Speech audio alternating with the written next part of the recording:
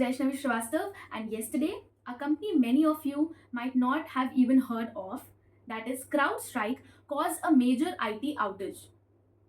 Many people woke up and saw a blue screen of death on their systems, and airports across the world were affected. Many flights were grounded, and at many places, airlines were giving handwritten boarding passes and manual check ins were there.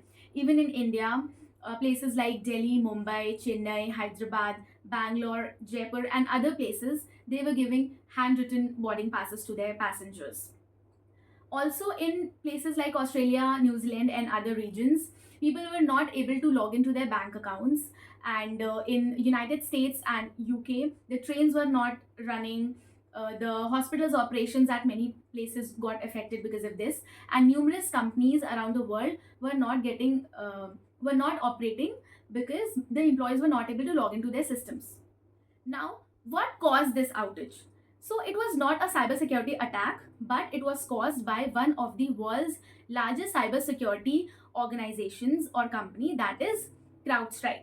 It is based in Austin, Texas, and is widely used by a lot of businesses and government agencies that run on Microsoft systems.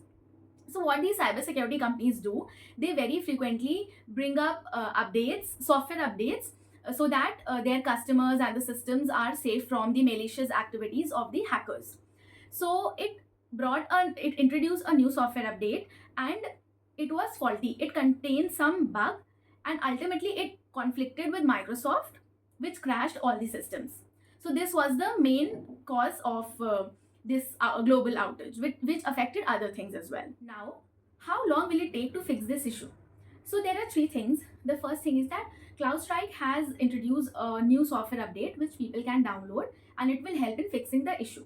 The second thing is that many people have tried rebooting their systems again and again, which has helped them in accessing their systems because it was fixed from CloudStrike end automatically.